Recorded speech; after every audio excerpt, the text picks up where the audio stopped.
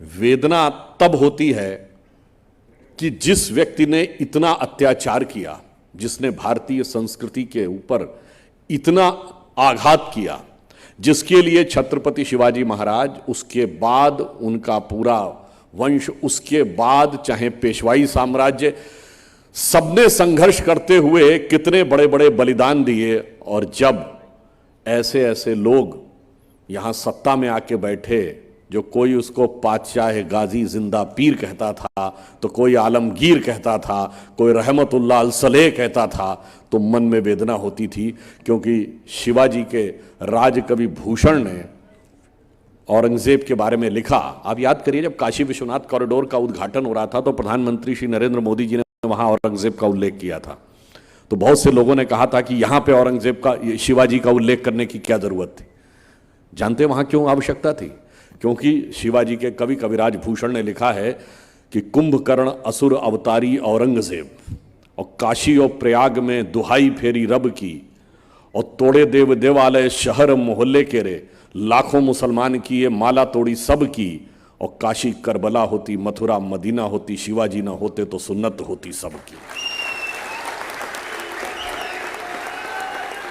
परंतु इसके बावजूद उन लोगों को महान कहा गया जिनके अत्याचार की गवाह सिर्फ कहानियां नहीं, इस देश में लिखे हुए फरमान थे। परंतु कोई बात नहीं, एक और भी मैं संतुष्टि मानता हूं, इतना समय जरूर लगा आपके नगर का नाम बदलने में, मगर महान आत्माओं द्वारा अपने जीवन की जो आहुति दी जाती है वो किसी विशेष उद्देश्य के लिए होती है। संभाजी नगर नाम तब बना जब भारत स्वाभिमान के साथ उभरता हुआ 21वीं सदी में दिख रहा था। जब हमारी स्वतंत्रता के अमृत महोत्सव के वर्ष में हुआ, यह अपने आप में संतुष्टि का विषय है। और यह तब बना जब उससे पहले भगवान राम की जन्मभूमि जो फैजाबाद कहलाती थी वो अयोध्या हुई। गंगा जमुना और सरस्वती का संगम जो इलाहाबाद कहलाता था वो प्रयागराज हुआ। और उसके साथ जब यह हुआ, और इसी के साथ साथ भगवान राम का भव्य मंदिर भी उभरता हुआ दिखाई पड़ा, तो यह दर्शाता है कि महापुरुषों के नाम के ऊपर नगरों का परिवर्तन तब होता है जब कालचक्र की एक बड़ी गति उसे संकेत दे रही होती है। और एक और बात देखिए, यह स्वतंत्रता के उस अमृत महोत्सव वर्ष में हुआ, और स्वतंत्रता के अमृत महोत्सव वर्ष में हमने क्या प्राप्त किया। अभी भागवत कराट जी उल्लेख कर रहे थे कि माननीय प्रधानमंत्री जी 2 दिन पहले अमेरिका में थे, और वो भारत के पहले प्रधानमंत्री बने जिन्हें 2 बार अमेरिकी संसद के संयुक्त सत्र को संबोधन करने का मौका मिला। बहुत बिरले लोग ऐसे हैं, विंस्टन चर्चिल, नेल्सन मंडेला जैसे लोग, जिनको अमेरिका में यह सम्मान मिला, 21 तोपों की सलामी मिली। और जब संसद के संयुक्त सत्र को माननीय प्रधानमंत्री जी ने संबोधित किया तो 79 बार तालियां बजी और 15 बार स्टैंडिंग ओवेशन हुआ। यह सम्मान सिर्फ माननीय प्रधानमंत्री जी का सम्मान नहीं है, यह 140 करोड़ देशवासियों का सम्मान है। वो क्यों है? क्योंकि 140 करोड़ देशवासियों ने वह शक्ति उन्हें दी है जो स्पष्ट बहुमत की निर्णायक सरकार दी है। उस कारण से भारत आज उस स्थिति में जाकर वहां पर दिखा पाया है कि पूरे विश्व में क्या दिखाई पड़ रहा है। आप याद करिए, उससे पहले पूरब की तरफ देखिए तो ऑस्ट्रेलिया का प्रधानमंत्री कहता मोदी इज द बॉस, और पापुआ न्यू गिनी के प्राइम मिनिस्टर ने उनके पांव छुए। हमें याद आता, मैं यूट्यूब पे देख रहा था कि वो एक पाकिस्तान का व्यक्ति बोल रहा है अपने हालात को देख के, उसको पापुआ न्यू गिनी नाम नहीं याद आ रहा, कह रहा अरे वो कौन सा मुल्क है जिसके वजीर आजम ने मोदी के पांव छू लिए। तो एंकर उससे कहता पापुआ न्यू गिनी, कहता अच्छा हाँ पपुआ है, पपुआ शायद। फिर कहता बताइए साहब, वो पपुआ का प्राइम मिनिस्टर वजीर आजम इनके पैर छू रहा, पांव छू रहा है, और एक हमारा वजीर आजम है दुनिया में जगह जगह जाके पांव पकड़ रहा, हमारे कोई पैसे नहीं दे रहा कि हमको मुक्ति मिल जाए। आगाज था वो बदलाव, और वो अब धीरे धीरे दिखाई पड़ रहा है। और इसीलिए अब राजपथ का भी नाम, जिसका नाम पहले किंग्स वे होता था, फिर बदल के राजपथ किया गया। तो भाई राष्ट्रपति भवन में मुगल गार्डन का क्या काम, तो अब वो भी अमृत उद्यान हो गया है। तो मैंने इसलिए कहा कि इन सारे परिवर्तनों के साथ जब आपके नगर का नाम बदला तो ये और संतुष्टि की बात थी। आप समझिए कि मोदी जी की सरकार किस विचार को बदलने के लिए आई थी, और वो विचार कहां से था। 15 अगस्त 2014 को आप उनका पहला स्पीच देखें तो उसमें 2 ऐसे पॉइंट थे जिनके बारे में कहा जाता है ये तो नॉन पॉलिटिकल है, इनका राजनीति से कोई लेना देना नहीं। ये तो किस बातों को उन्होंने क्या बातें बोल दी। एक था स्वच्छ भारत अभियान और दूसरा था बेटी बचाओ बेटी पढ़ाओ। लोगों ने कहा तो सामाजिक मुद्दे हैं, इसका राजनीति से क्या लेना देना। मगर मैं कह रहा हूं ये सरकार सिर्फ सरकार बदलने के लिए, शासन बदलने के लिए नहीं आई थी, शासन की व्यवस्था बदलने के लिए नहीं आई थी, एक मानसिकता बदलने के लिए आई थी। और आप देखिए इतना बड़ा बदलाव आया। 9 साल पहले याद करिए हाथ में किसी के कोई कागज का टुकड़ा रैपर होता था, जितनी आसानी से लोग इधर उधर फेंक दिया करते थे। अब लोग देखते हैं कि डस्टबिन या कूड़ादान कहाँ है, वहां जाके फेंकते हैं। बेटी बचाओ बेटी पढ़ाओ का यह अंतर पड़ा कि पिछले 9 वर्षों में नवजात शिशुओं में लिंग अनुपात में भारी बढ़ोतरी हुई है, और पहली बार पिछला एक ऐसा वर्ष आया है जब लड़कियों की संख्या नवजात शिशुओं में लड़कों से अधिक हुई है। और राजस्थान और हरियाणा जैसे राज्य जहां यह बहुत ही स्क्यूड था यह अनुपात, वहां भी भारी सुधार हुआ है। इसका अर्थ हुआ है कि विचार सब तरफ बदलाव दिखा है। और आजादी के बाद हम लोग एक लंबे समय तक संघ का एक गीत था जो कहते थे, उगा सूर्य कैसा कहो मुक्त का ये, उजाला करोड़ों घरों में न पहुंचा, खुला पिंजरा है मगर रक्त अब भी थके पंछियों के परों में न पहुंचा। उसको इंश्योर करने के लिए मोदी जी ने जनधन योजना घोषित की। 48 करोड़ लोग के पास आज जनधन अकाउंट है। और लोग कहते थे कि साहब अकाउंट खुलेंगे नहीं। माननीय भागवत कराट जी निश्चित रूप से ये विषय को जानते होंगे, ना आरबीआई तैयार थी ना फाइनेंस मिनिस्ट्री तैयार थी 2014 में, पर मोदी जी ने दृढ़ता के साथ कहा कि मुझे 31 मार्च 2015 तक 12 करोड़ अकाउंट चाहिए। उन्होंने कहा साहब 1-1.5 करोड़ से अधिक खोले नहीं जा सकते। मगर खुले तो लोगों ने कहा इसमें पैसा कहां से आएगा। मोदी जी ने कहा खोलो तुम अकाउंट, पैसा कहां से आएगा मैं बताऊंगा।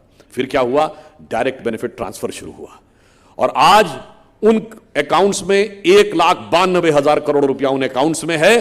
और उससे जानते क्या लाभ हुआ, जब डायरेक्ट बेनिफिट ट्रांसफर हुआ तो एक दौर में भारत के एक प्रधानमंत्री कहते थे 1 रुपया चलता है और 15 पैसे पहुंचता है, अब 100 का 100 पैसा पहुंचने लगा। और आप सबने जरूर सुना होगा कि वो कहते थे 1 रुपया चलता है 15 पैसे पहुंचता, पर पूरा वक्तव्य नहीं ध्यान होगा आप लोगों को। जानते हैं सदन में राजीव गांधी जी ने क्या कहा था, एक हाथ से दूसरे हाथ तक जाने में रुपया घिस जाता है, तो वो घिसते घिसते 15 पैसे पहुंचता है। इसका अर्थ हुआ एक हाथ से दूसरे हाथ, तीसरे हाथ से चौथे हाथ जाते जाते 85% हाथ वालों के हाथ में पहुंच जाया करता था, वो अब रुक गया।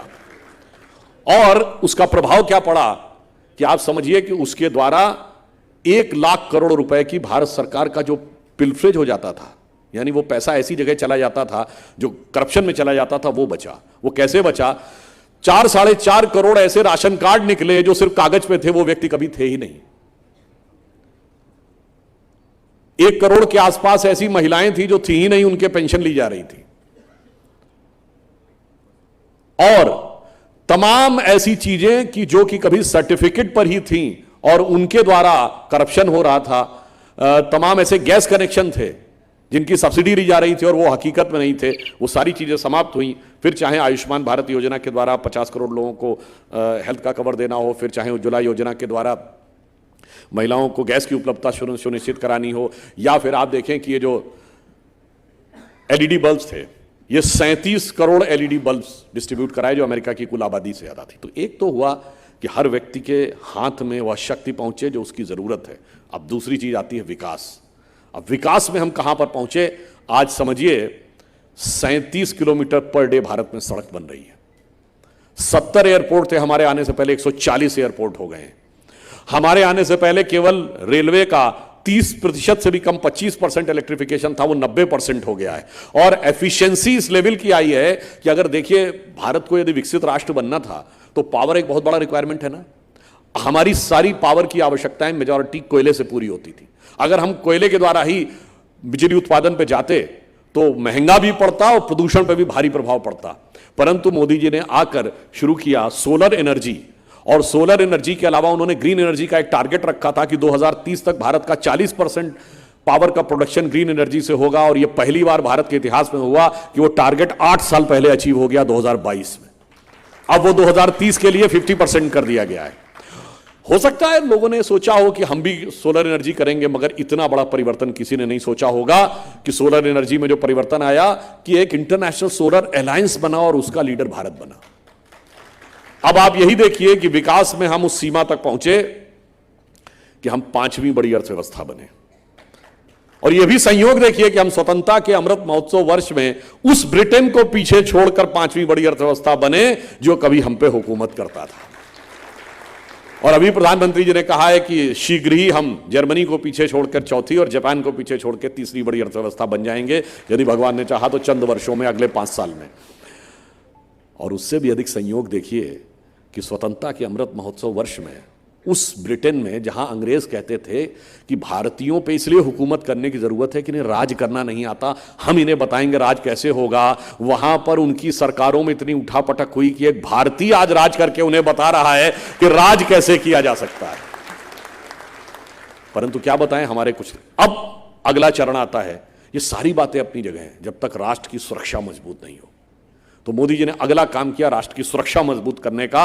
और राष्ट्र की सुरक्षा मजबूत करने में यह सबसे पहली बात क्या थी कि हमारी सेना के पास पूरी शक्ति थी, मगर सेना के पास क्या स्थिति थी। ये बैरक ओबामा का बहुत स्टेटमेंट कोट करते हैं। बैरक ओबामा ने अपनी एक किताब लिखी है द प्रॉमिस्ड लैंड, उसमें 2010 की भारत यात्रा में मनमोहन सिंह जी के हवाले से उन्होंने ये लिखा कि 26/11 के मुंबई हमले के बाद भारत की सेना एक कड़ी कार्रवाई करने के लिए तैयार थी, पर तत्कालीन कांग्रेस सरकार ने इसलिए उसे अनुमति नहीं दी क्योंकि उन्हें डर था कि उससे उपजे वातावरण से भारतीय जनता पार्टी को लाभ होगा। इसका अर्थ यह था कि हमारी सेना के शौर्य में कोई कमी नहीं थी, केवल नेताओं की दृढ़ता में कमी थी। और स्थिति यह थी कि आप देखिए, कहीं मोहल्ले की लड़ाई से लेकर इंटरनेशनल झगड़े तक, कॉन्फ्लिक्ट तक, हमेशा क्या होता है कि छोटा और कमजोर कहता है बड़ा और ताकतवर हमें सता रहा है। मगर यहां एक उल्टी बात थी, बगल का मुल्क छोटा भी था, कमजोर भी था, हम बड़े भी थे, ताकतवर थे, पर हम कहते रहते थे वो हमें सता रहा है। हमारी एक सॉफ्ट स्टेट की इमेज बन गई थी। मोदी जी ने आने के बाद उसको बदल दिया। अब उरी हो या सर्जिकल स्ट्राइक हो, उसके बाद ये दिख गया कि अब वो कहता है कि भारत हमको आंख दिखा रहा है। और इतना ही, 47 पत्रकारों ने गुणगान कर दिया, जिसमें बड़े बड़े संपादक शामिल थे। देश में 4 न्यूज एजेंसीज थी, उनका मर्जर करके एक सिंगल कर दिया गया और उसका चीफ शायद उस जमाने में शायद द हिंदू के जो संपादक थे उनको बना दिया गया। बड़े बड़े अखबारों के संपादक अचानक प्रशस्ति गान करने लगे। उनके सबके नाम नहीं लेना चाहता हूं। वो लोग आज आके उनकी ही विचार परंपरा के लोग, जो आज विचारधारा की बात कहते हैं, वो कहते हैं कि लोकतंत्र खतरे में है। उस जमाने में एक मजाक में कहावत चलती थी कि आपको याद हो किशोर कुमार ने जाके संजय गांधी के कार्यक्रम में जाने से इनकार कर दिया था, तो रेडियो पर उनके गाने बैन कर दिए गए थे। तो गाना, फिल्म का भी कोई गाना, फिल्म की भी कोई शेरो शायरी, एक एक चीज सरकार से चेक होके जाती थी। तो उस जमाने में एक मजाक में कहा गया था कि जो उर्दू के बड़े शायर हुए ना, गालिब का नाम सबने सुना होगा, दूसरे एक बहुत बड़े शायर हुए ज़ौक़, शेख मोहम्मद इब्राहिम ज़ौक़, और जैसे साहिर लुधियानवी, ये सब वो हैं जो लीजेंड माने जाते हैं। तो एक उस जमाने में कहावत चली कि अब तो गालिब ज़ौक़ साहिर मीर सरकारी, अब तो गालिब ज़ौक़ साहिर मीर सरकारी, शायरी की हो गई तासीर सरकारी। इस ढंग का वातावरण उस समय इमरजेंसी के समय बना, इसलिए याद रखने की जरूरत है। और आज लोग कहते हैं, विपक्ष की बात, आवाज तो छोड़िए, सारा विपक्ष जेल में था। अभी आपको फिल्म दिखाई जा रही थी जॉर्ज फर्नांडिस के साथ, जानते क्या हुआ? उन्हें हाथ में हथकड़ी डाल के चोरों की तरह सड़क के ऊपर जैसे ले जाया जाता है, रस्सी में हाथ बांध के, वैसे ले जाया गया। झूठा बड़ौदा डायनामाइट केस लगाया गया उनके ऊपर। और उस समय, ये मैंने एक और बात भी कहता हूं, कभी अपराधीकरण की जब बात होती है, हमारे सारे नेता जेल में बंद थे, और उस कैटेगरी के उसमें, जैसे कि आज की डेट में रासुका है या एंटी टेरर लॉ की तरह, सारा विपक्ष जेल में था, सारे मौलिक अधिकार समाप्त थे, प्रेस कुछ लिख नहीं सकता था, आकाशवाणी, दूरदर्शन तो उतना उस समय तक था ही नहीं, केवल सरकार का प्रशस्तिगान कर रही थी। और आज बताइए, बोलते हैं मोदी जी के लिए घटिया से घटिया शब्दों का जितना इस्तेमाल, जितनी स्वतंत्रता नहीं स्वच्छंदता के साथ पिछले 9 साल में किया है। डिजिटल डाटा अवेलेबल है, कोई बुला के दिखा दे कि कोई उनको स्वतंत्रता नहीं है। अरे जिन्होंने, यही महाराष्ट्र के तो एक नेता थे कांग्रेस के, अब्दुल लतीफ क्या नाम था उनका, शेख, या जिन्होंने मौत की बात कही थी और मौत का प्रकार बताते हैं, तो झारखंड के नेता और जो गृह राज्य मंत्री ने सुबोध कांत सहाय जी, वो हिटलर की मौत बता रहा है, कोई कुत्ते की मौत शब्द बोल रहा है, कोई कब्र खोदने की बात कह रहा है, तो इमरान मसूद यूपी के बोटी बोटी काट देने की बात कर रहे हैं। इसके बावजूद कहते हैं बोलने की स्वतंत्रता नहीं है। मतलब आप सोचिए झूठ का कैसा मुलम्मा चढ़ाने का प्रयास किया गया है हकीकत के ऊपर। वास्तविकता यह है, इसलिए आज याद करने की जरूरत है कि इमरजेंसी के उस कालखंड में क्या हुआ था। अनेक रहस्यमय मौतें हुई, उत्तरोत्तर शक्ति हाथ में संचित होती चली गई। और इवन यह भी एक कहानियों में आता है कि जिस रात इंदिरा जी ने निर्णय लिया क्या किया जाए, जैसे डिसीजन आया, तो सुनने में ऐसा आता है कि उस समय देवकांत बरुआ अध्यक्ष थे कांग्रेस के, तो एक विचार ये भी आया कि उनको प्रधानमंत्री बना दिया जाए और ये कांग्रेस अध्यक्ष बन जाए, क्योंकि टेक्निकली कांग्रेस अध्यक्ष बनने पे तो रोक नहीं थी। अब सुनने में आता है कि उस समय उनके परिवार में ये चर्चा हुई कि किसी और पर भरोसा न किया जाए, इसलिए सत्ता अपने ही हाथ में रखी जाए, इमरजेंसी लगा दी गई। और पहली बार भारत में शासन सचिवालय से नहीं चल रहा था, प्रधानमंत्री कार्यालय से नहीं चल रहा था, प्रधानमंत्री आवास से चल रहा था। और पहली बार ऐसा था कि प्रधानमंत्री का परिवार प्रधानमंत्री से ज्यादा प्रभावी था, कैबिनेट मंत्रियों की तो कोई हैसियत ही नहीं थी। देश उस दौर में से निकला है और उसके बावजूद यह भारत की जीवंत शक्ति थी लोकतंत्र की कि सबने संघर्ष किया और अंततः लोकतंत्र की विजय हुई। तो हम अगर ईमानदारी से बात कहें कि आज क्यों प्रधानमंत्री मोदी जी ने कहा है कि यह आपातकाल दिवस याद किया जाना चाहिए, कि सही मायने में यह हमारी दूसरी आजादी थी। क्योंकि 1977 के बाद एक और बड़ा परिवर्तन आया। 77 तक जितने चुनाव होते थे तो चुनाव होते थे, सरकार नहीं बदलती थी।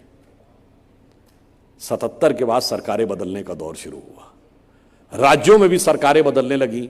कई राज्यों में ऐसी सरकारें गई कांग्रेस की कि फिर कभी लौट के नहीं आई, जैसे तमिलनाडु और पश्चिम बंगाल। तो अगर हम कहें तो वास्तविक लोकतंत्र उभर कर सामने आया। और इतना ही नहीं, मैं आपको एक और बात याद दिला देना चाहता हूं। बहुत से लोग कहते हैं कि अमुक जज रिटायरमेंट के बाद राज्यसभा बन गए, तो साहब ये बड़ी आपत्तिजनक बात है। इस देश के इतिहास में एक ऐसे जज भी हुए हैं जो कांग्रेस के राज्यसभा कैंडिडेट रहने के बाद जज बन गए। जस्टिस बहरुल इस्लाम जो गुवाहाटी हाई कोर्ट के जज थे, वो कांग्रेस के राज्यसभा सदस्य थे, रिजाइन किया, फिर हाई कोर्ट के जज बन गए और कांग्रेस के टिकट पर लोकसभा का चुनाव लड़ने का नामांकन कर दिए थे। बरपेटा से, असम से, वो बाई चांस चुनाव रद्द हो गया तो उनको राज्यसभा में ले आए। और वो एक और अद्भुत जज थे जो लोग आज बात कहते हैं, वो रिटायर हो गए, चीफ जस्टिस बने हाई कोर्ट के, उसके बाद रिटायर हो गए। रिटायरमेंट के 9 महीने बाद 1980 में जब इंदिरा जी दोबारा सत्ता में आ गई, तो भारत के इतिहास के इकलौते जज हैं जस्टिस बहरुल इस्लाम जो रिटायर होने के बाद सुप्रीम कोर्ट के जज बन गए। आप सोचिए, जिन लोगों ने माखौल उड़ा दिया लोकतंत्र का, जिन लोगों ने माखौल उड़ा दिया देश की संवैधानिक व्यवस्था का। और आज मजे की बात क्या है कि लोकतंत्र की दुहाई वो देते हैं जिन्होंने अपनी अपनी पार्टियों को लोकतंत्र की आड़ में राजतंत्र में परिवर्तित कर दिया है। ये वो लोग हैं जो अपनी पार्टी में तो बिल्कुल तय है कि यही इसी के हाथ में नेतृत्व रहेगा, और जब ये कहो कि सबका नेतृत्व तो गठबंधन का क्या होगा जी, वो तो तय कर लेंगे, उसमें क्या बात, हम तो लोकतांत्रिक हैं, बाद में मिल बैठ के होगा। और वो कितने लोकतांत्रिक हैं वो सबको दिखाई पड़ रहा है कि मतलब उनकी जो स्थिति ये है कि वो मिलते भी हैं एक दूसरे से, जो कहते हैं ना कि मोहब्बत की दुकान सजा रहे हैं। अरे भैया, मोहब्बत की दुकान बाकी को तो बाद में बताना, पहले आपस में देख लो कितनी मोहब्बत है और कितनी नफरत है, कितनी हिकारत है और कितनी एक दूसरे की खिलाफत है। और ये वो लोग हैं जो मिलते भी हैं और लड़ते भी हैं, दिखाते हैं एक से मोहब्बत है और अंदर अंदर लड़ाई है। ममता बनर्जी जी कांग्रेस को स्थान नहीं देना चाहती, केजरीवाल जी से उमर अब्दुल्ला लड़ रहे हैं और उसके बाद कह रहे हैं कि हम सब मिल के लड़ेंगे। तो वो पुराना गीत याद आता है इनकी स्थिति के ऊपर कि तुम्ही से मोहब्बत, तुम्ही से लड़ाई, अरे मार डाला दुहाई दुहाई। तो इसलिए हम ये बात याद दिलाना चाहते हैं कि इमरजेंसी किस प्रकार से लगी, और आज वही शक्तियां जिन्होंने इमरजेंसी लगाया था वो आज भारत को पुनः उसी स्थिति में ले जाना चाहती हैं। आज अगर कोई लोकतांत्रिक तरीके से कोई काम उठता है तो उनको लगता है कि इसमें किसी भी प्रकार की तानाशाही हो रही है। इस तरह के झूठे और अनर्गल आरोप लगाते हैं। और आपको पता है 27 ऐसे पत्रकार थे उस जमाने में विदेशी, इनको बाहर मतलब बंद कर दिया गया, आप बाहर चले जाइए, देश निकाला दे दिया गया। 30-35 ऐसे पत्रकार थे जिनके भारत में आने पर प्रतिबंध लगा दिया गया है। आज बीबीसी ये सब बोलता, बीबीसी के ऑफिस में ताला लगा दिया गया था। रॉयटर्स को कोई खबर लिखने पर रोक लगा दी गई थी, और वो लोग आके आज भाषण देते हैं। मुझे लगता है कि आज की युवा पीढ़ी को याद रखने की जरूरत है कि कितनी बड़ी कुर्बानियों के बाद यह है लोकतंत्र जिसकी रक्षा हुई है, और देश आज एक प्रभावी जीवंत लोकतंत्र के रूप में स्थापित हुआ है। अब मैं यह भी कहना चाहूंगा कि हमने लोकतंत्र तो बचा लिया, परंतु अभी लोकतंत्र को गौरव तक ले जाने की जो यात्रा है वो बची है। क्योंकि प्रधानमंत्री जी ने पिछले 15 अगस्त को क्या कहा कि ये स्वतंत्रता का अमृत महोत्सव वर्ष समाप्त नहीं हुआ है, ये अमृत काल शुरू हुआ है। अब हमारे सामने एक लक्ष्य है कि 75 वर्ष से शुरू करके जब हम 100 वर्ष पूरे करेंगे तब ये देश कहां पर होगा। ये देश वहां पे होना चाहिए जो इस देश का वास्तविक भवितव्य है। हम सबसे बड़ी इकोनॉमी भी होंगे, हम जगत गुरु भी होंगे, हम सबके सहयोग सबके कर्तव्य के साथ होंगे। अब आप कहें जी इन्होंने कहा है, होंगे कैसे जी? अब मैं वो बताना चाहता